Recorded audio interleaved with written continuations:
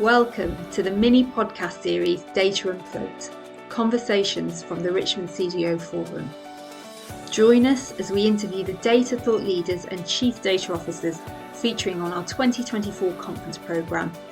Hear how they are shaping the future of data and get a glimpse into the areas of expertise they'll be bringing to the forum in September 2024.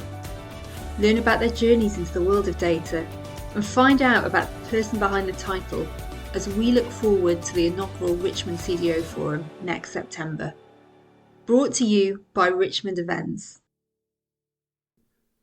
My name is Liam Quinn and I'm the Project Director for the Richmond CDO Forum here at Richmond Events. It's my pleasure to host this podcast and I hope you get as much out of it as I did. In today's podcast, we're going to hear from Matt Stockbridge, a data storyteller. He's going to provide us with a brief summary of how he got into the world of data and what he'll be discussing at the Richmond CDO Forum in September. Welcome, Matt. In a nutshell, how did you begin your career in data and what's kept you here? So my data career actually started in the graphics department of a market research company. My initial interest was to work with desktop publishing, so building sort of nice looking posters and so on. But I actually got more interested in the data that I was charting, and eventually I ended up spending 17 years of my sort of working life at that market research company. And the thing that kind of kept me there was working with the data, looking for stories, and then sharing those with clients. A lot of them weren't particularly interested in the data I was sharing, so that sort of gave me an extra incentive to find interesting ways of showing the data, helping them to grow their business. And that was mostly working with toiletries and cosmetics companies. So you can imagine there's a bit of a challenge sometimes when you're working with data around oral hygiene, deodorants, and my particular favourite, tampons, towels and liners. What is your top prediction for the future of data and what opportunities for harnessing data do you foresee on the horizon?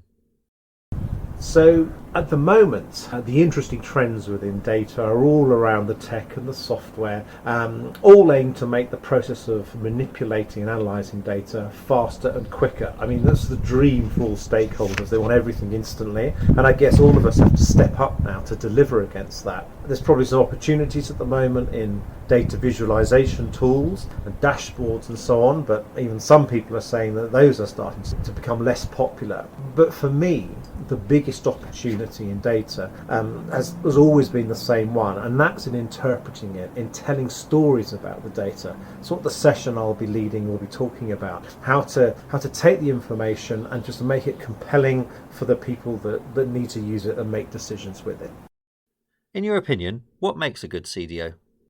So what makes a good CDO? Well, if you look at the job descriptions for most CDOs, apparently they just have to be incredible at programming, amazing with languages. It's not really the most inspiring things or jobs to look at. In my experience, what a decent and a good CDO has to be has the main ability is to manage multiple stakeholders. They have to be a combination of politician, counsellor, empath, magician almost, able to work with lots of different personalities. And the most important skill, I think, is to summarise hours, weeks, or maybe months of work in a way that's succinct and direct that even a 5-year-old can understand.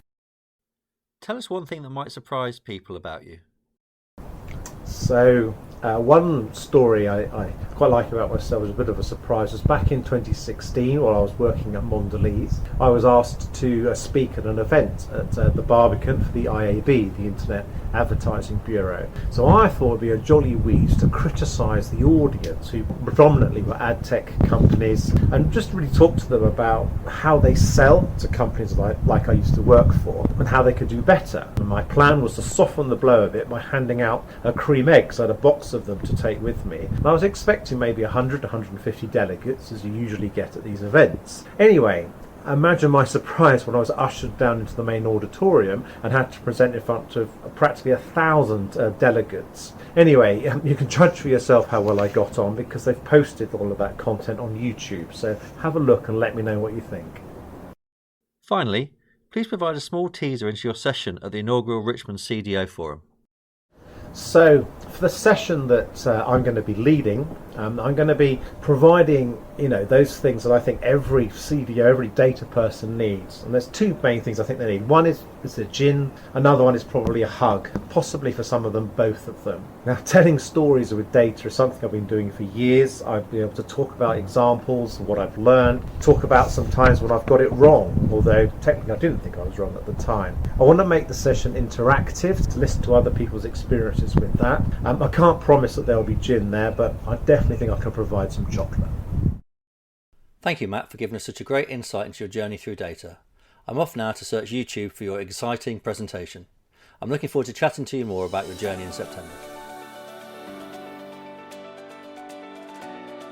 This was Data Unplugged, conversations from the Richmond CDO Forum, brought to you by Richmond Events. We hope you enjoyed this podcast.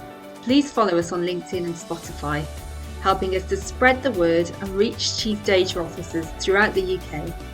You can find out more at the richmondcdoforum.com.